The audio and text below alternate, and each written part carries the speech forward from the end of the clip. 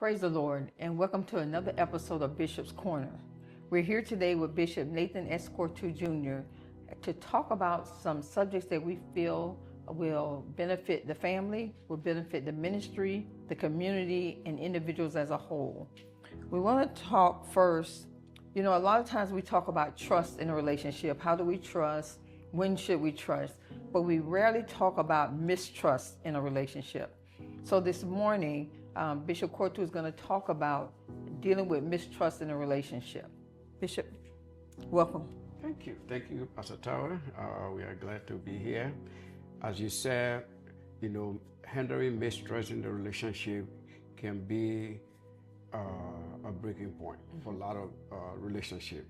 And today we want to talk about different type of relationship, especially let's talk about trust in the marriage, trust between parents and children, trust in business,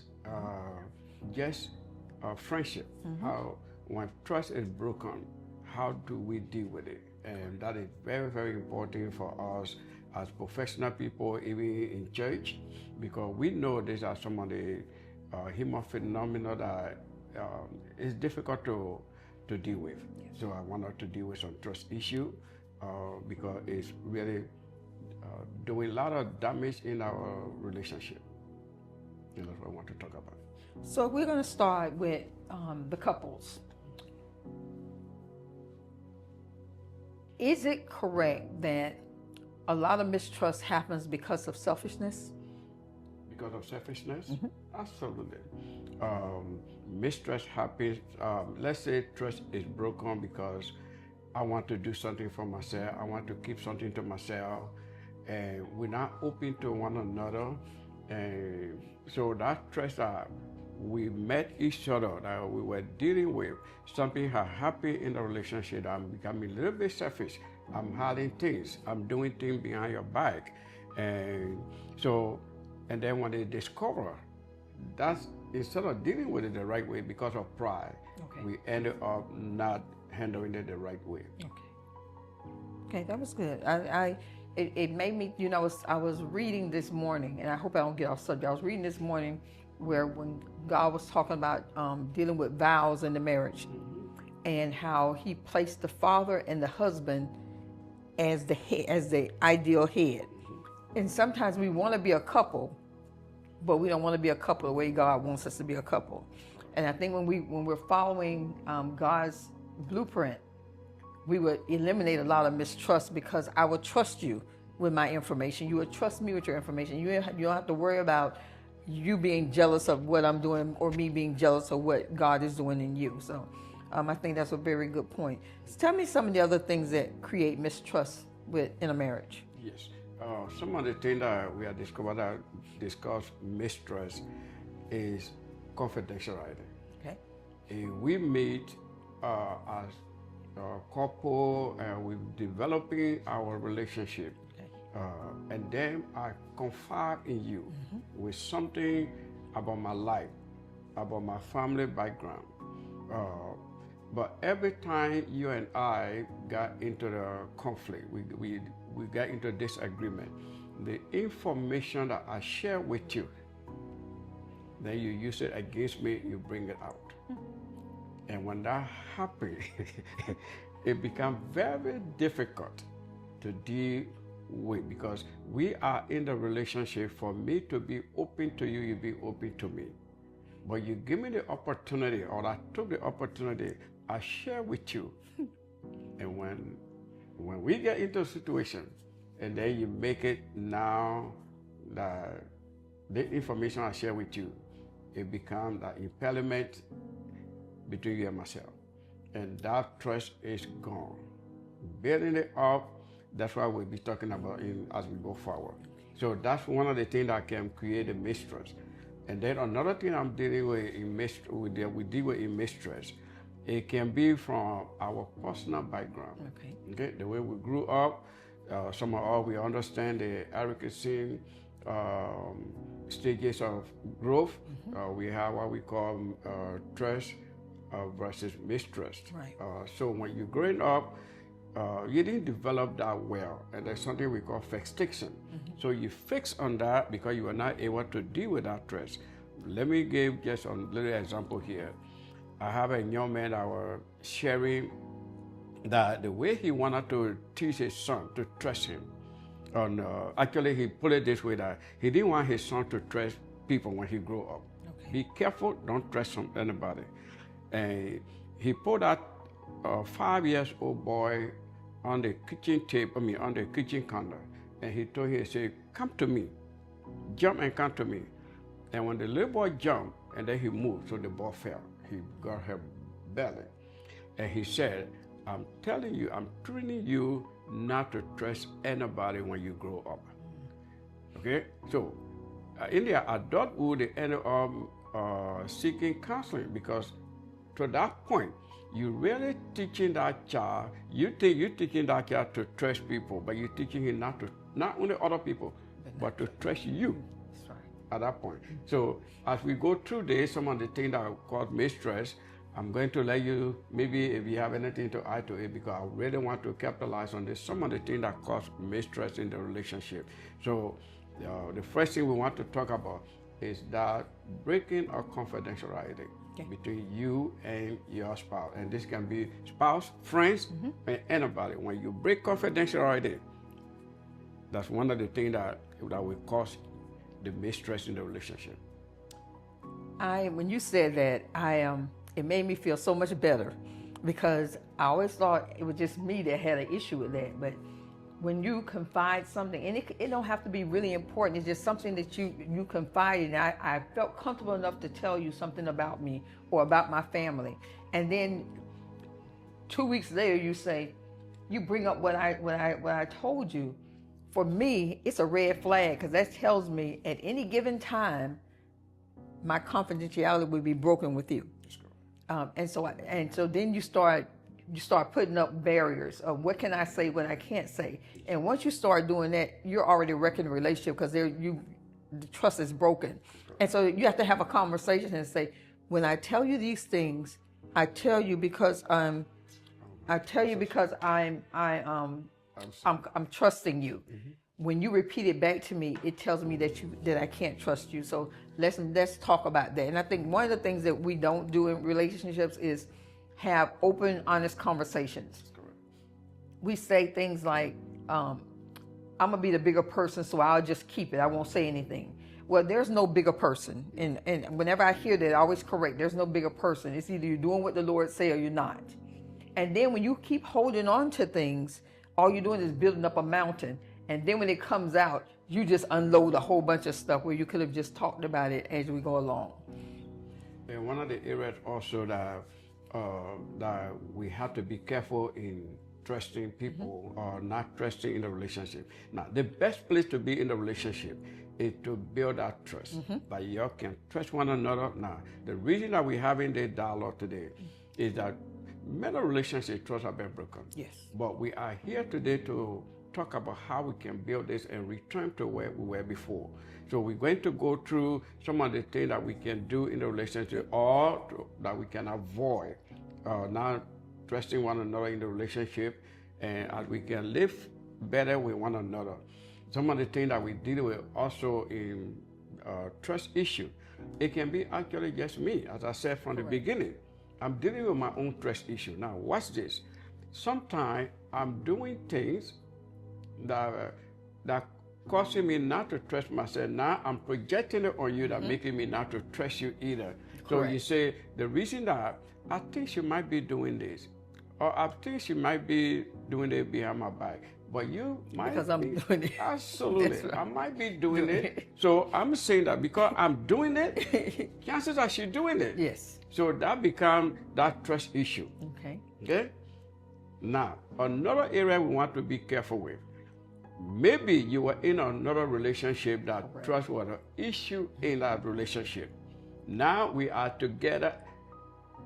You're bringing that to me now. I have nothing to do with that issue you had before. But now, because you have lived with another relationship that there was so much trust issue in it, now I am just in the crossfire. Yes. So we building those trust issue now. We adding up. So that's the one that we really want to be mindful of. The trust issue are having now. Where is it coming from? Where is it originating from? That making me to have problem trusting people. Now, there are some people they don't just trust people at all, and it just becomes a red flag. You live in a you're not enjoying your relationship because you just I can't trust people.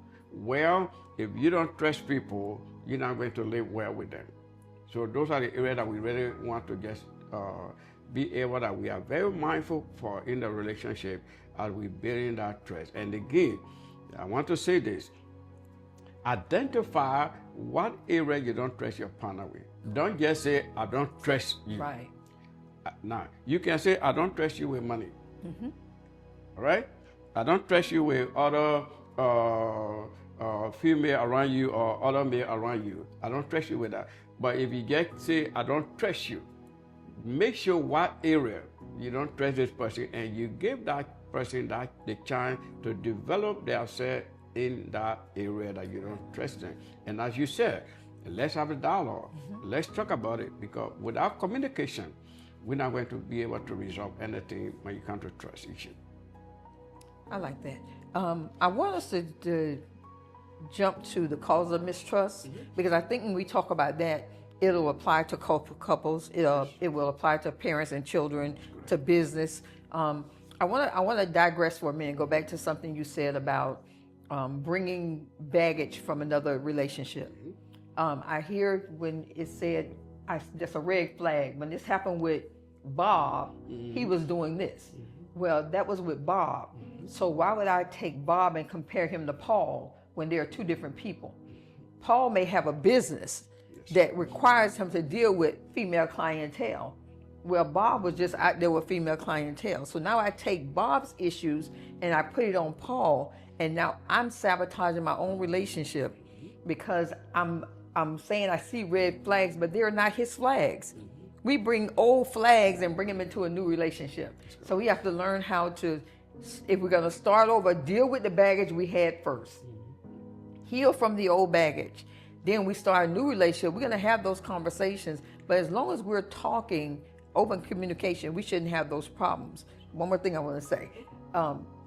It is difficult for any person in a relationship if I'm open to you and you still condemn me and I'm being open to you.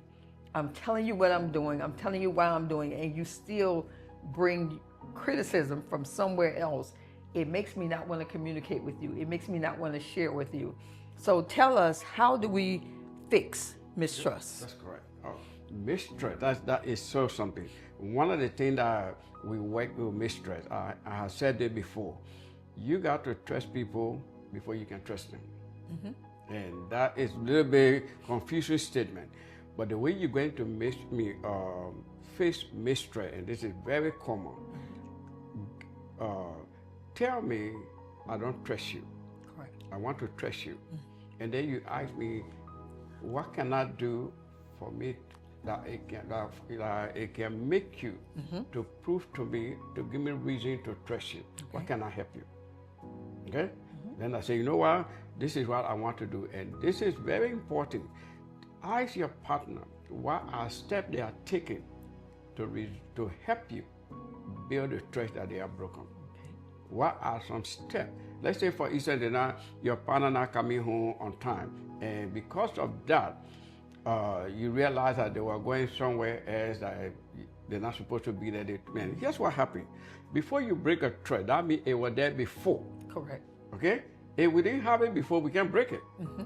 So now, if it's broken, now we're going to come by what I'm done. Okay? So the reason I'm going to prove to you that I want you to trust me, I will be coming home at 7 o'clock. Okay? Okay. I will be coming home at this point. So we are building it gradually. Here is the key to this. Be truthful. Okay. Right? If I tell you I'm building my trust with you, I go to the store, I tell you I'm going to the store, but then from the store, I end up going somewhere else. And then you tell me, did you just go to the store? And then I'm afraid to tell you, now I went to the store, but I went somewhere else. I went 5 different places. Okay. But I'm afraid to tell you that I went different places. So I lied to you. I say, yes, again, I went to the store. Now today, people are doing this. You don't know that we have GPS, we can track you. So just be truthful the way you build trust before you deal with mistrust in the relationship. Find a step that you are taking to improve your trust building. Now, because sometimes I trust you. Every time I trust you, you break the trust again. I trust you, you break the trust again. So that is not going to be helpful. You're smiling. You got something to say. I'm smiling because all that sounds good. It sounds really good. But if I'm dealing with a person who, no matter what I'm telling them, they're going to still be not trust me, then the problem is not with me. I can ask you all day, how can I prove to you? And you say, okay, be home at 7 o'clock. I say, okay, I'm going to be home at 7 o'clock. Then 7 o'clock comes and my boss says, I need you to stay 5 minutes later. Right. So I call and I say, I know I'm supposed to be home at 7, but my boss said he needs me to stay later. Then the mind starts working. The boss didn't say that. Something else is going on. It's when someone has a issue within themselves that they don't trust their own instincts, their own feelings, they self-esteem is low or whatever it is. Sometimes that play a part. It doesn't matter what you say to them. They're not going to trust you. So then I think that's where your professionalism comes in. That's correct. To help. Yeah, and to that point, you got to go back to what caused the mistrust in the first place. Okay? So at that point, you get what you have to do. There are 2 levels now. Okay. I'm dealing with my own trust for me not to trust you. Okay. Or it could have been something that you did for me not to trust you. Okay. Now, this is what happens. If you get to the point that you have broken the trust of your partner or in the friendship, and they're finding it difficult to trust you, don't be defensive. Okay. The reason is that you have really given that a cause for not to trust you. Okay. You try. Okay? You're doing everything to do that. But you remember, you broke a trust. Okay. So at that point, they're developing it. They're trying to say that they find it. So because I trusted you before and this did not happen. Now it's making me not to trust you. I know you tried. I know you're doing your best. So every time you tell me, I don't trust you because you did this, all I have to tell you, I say, I totally understand. I'm trying to do my best. All I can tell you at that point, listen, this is very important. All I can tell you at that point, what I'm doing, the best I'm doing, and it is on you now to learn to build that. Because as you said, there's nothing I can do now because I'm doing my best. Now it is actually it's supposed to be now in your power to develop that trust. But the first thing that I'll tell my client is that are they trying their best? Yes. Okay? Mm-hmm. Have they proved anything to you? Have they shown anything to you for you to have that doubt not to trust them? No. But then give them a chance and give yourself a chance to build that trust by trusting them. Okay? So I tell people, again, I go back to my scenario. You have to trust people before you can trust them. Okay. If we are here and I tell you, every time I leave my phone here, you take it. Okay. Every time I leave the phone, that's why I tell you, say, oh, Bishop, trust me now. If you leave your phone on the table, I will not take it. Trust me. Okay? The only way I'm going to prove that I will trust you is to leave the phone here, and you leave from here, and you didn't take the phone. Okay. But what if I didn't leave the phone here? Because I don't trust you, so you told me everything that I will trust you, don't leave it for me. You leave the phone there, I will not take it. But I don't leave the phone there, where I have now given you the reason to prove that I can trust you. So I will leave the phone here, because I'm trusting you that you will not take the phone. And then when that happened 2 to 3 times, now I say, oh yeah, I trust you because you don't take my phone the other time. That's what I mean by that. Okay. And that scenario made perfect sense. But if you never leave the phone, but you still complain, you never leave the phone, but you still complain, I don't trust you, how long is that person going to just keep trying to prove something that you won't allow them to prove? Oh, no. at that point, you live your normal life. Oh, your normal life. Oh, yeah, you live a normal life. I'm telling you that at this point, it's no longer me. Okay. I'm just going to tell you what I'm going to do. Okay, if you believe me, fine. If you don't believe me, I still take responsibility. The fact that I caused you to be this way, but I'm not responsible for you to trust me. Okay. Okay? So there's nothing I can do. I'm just going to do what I can do. Okay. It leave with you to not develop that trust to trust me. Okay. I'm good now because you left me hanging on the cliff. Okay. But I'm That's good what I now. mean. Okay. I'm good now. Once Yes. I'm doing everything I can. Yep. Now I still will tell you I'm going to the store. That's correct. I still would tell you on my way from the store, I remembered I hadn't dropped off Johnny's cap. So I stopped by Johnny and gave him his cap. I will still tell you all the things that I did, but I'm still going to live my normal life. That's correct. Okay. That is correct. Okay. And then you now are having problem trusting that person. It is now for you to develop, oh yeah, they're telling me whatever they're telling me. They have not given me any more reason for me not to trust them. Okay. So you develop that. So let me ask you this question. Yes. How do you, okay, two people meet each other, their goal is marriage. How do you build trust before you walk down the aisle? Because a lot of times the idea of marriage, I want to be married, everybody else is married, and then I found Chico over here, and I married Chico. I don't know if I can trust Chico. Now I'm in the marriage, and now I'm finding all these things out. What are some of the steps we can do to make sure that we identify if I can trust you or not trust you before we walk down the aisle? Good. Well, this is. Thank you so much for bringing that up. Okay. The way you're going to develop this. I'm going to develop this. Okay. Is that we're going to have a dialogue. Okay. Any area I have doubt in, I'm going to ask you about it. Okay. I want to build trust. I'm going to tell you. You tell me. Remember, we said from the beginning that when I confide in you, you disclose it. So you're now going to say that, and this is where many of us make a mistake. We overlook a lot of things that we should talk about in the relationship. So I'm going any area that I have had with, even with somebody else, I'm not going to tell you, oh, I went out with your Josephine and Josephine did it to you, but I'm going to keep that as a guide. Right. Okay? I'm have concern about being in a relationship, about financial situation, you spending money without me not knowing that. I have concern for you having a relationship with your ex. Okay? I have concern with the way you stay. So we discuss all of that. Because what you're telling me is what I'm going to build my trust on. Okay. This is very important. The conversation that we are having, what you're telling me, I'm telling you, just tell me if anything that I need to know this. Okay. You tell me this. Now, here is something that I really put, and I tell my church people, my Sunday school, if you tell your partner, if you tell me this, I will not get mad. I want you to be truthful with me. Correct. Just tell me I will not get mad at you. Then I tell you, then you get mad. You are just broken my trust. Okay? So, to answer your question, there are a lot of things that you're not going to know if you don't ask. Discuss it. What about this? What about this? What about this? Okay? And it is amazing. Let's say, for instance, you ask somebody, do you have children? And they tell you no. Then you get married. 3 children pop out.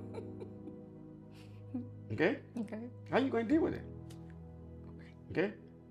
Now, what if we're in the relationship and there are something that you didn't ask, but I didn't tell you? Now, to build a trust, there are 2 ways I want to do this from the question you asked, okay? There are things that you don't have to ask me. If I really want you to trust me, I'm going to tell you. That's correct. Okay? There are some fundamental, because I want you to build trust in me. I am going to tell you, you don't even have to ask me. Okay? And then, if there's anything that you want to know, you ask me, and vice versa.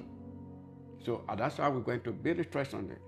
It's going to be difficult if you don't tell me, if I didn't ask you, then we get married, then it come up. Okay. I also think there are some things that you can ask, and I think there are some things you have to experience. If I asked you, I said, are you close to your family? And you say yes. And Thanksgiving is coming up, and I say, let's our families get together for Thanksgiving. And then you say, oh, I don't think that's a good idea. Then Christmas coming, I say, let's our families get together. You say, maybe next year. Something should tell me something's kind of funny about this, because if we're close to families, especially those two holidays, families usually get together. So I think some things we can ask, but I think we also have an opportunity to experience things. And then I think sometimes we don't ask questions because we don't want to know. And then when we find out, then we're mad because we didn't know, but we really didn't want to know. The one thing you told me about a long time ago was to create deal breakers. Ask all the questions, but know for yourself, is this a deal breaker? And if you got a list of your deal breakers before you even talk to anybody, and these are my deal breakers, don't go back on your list and say, this is a deal breaker, but I think I can handle it. Because you already know it's a deal breaker. What do you think about that? Absolutely. And the deal breaker is like, I usually tell my client, it's like, how maybe by, let's say some point we have a 5 deal breaker. Okay. Among those 5 deal breaker, there are 2 of them that you can manage. Okay. There are 3. It just depending on the list, that this is no compromise. That's right. And know that. And when you say there's no compromise, there's no compromise. That's right.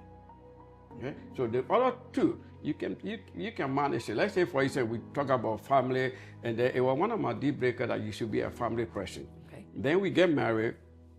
I put that one. Well, you know what? This is very important. When we get married, I told you my family value, my strong deal breaker, no compromise. You're not going to separate me from my family. That's correct. Okay? And I want to do the same for you. Then we get married, you don't care too much of your family. That was a deal breaker for me, but it's not to the extent that I can't live with it. Because I can live with you if you don't want to connect with your family. But I'm not going to do it when you want to take away from my family. Okay. So that's the way we handle that. Okay. Okay, good. That's good.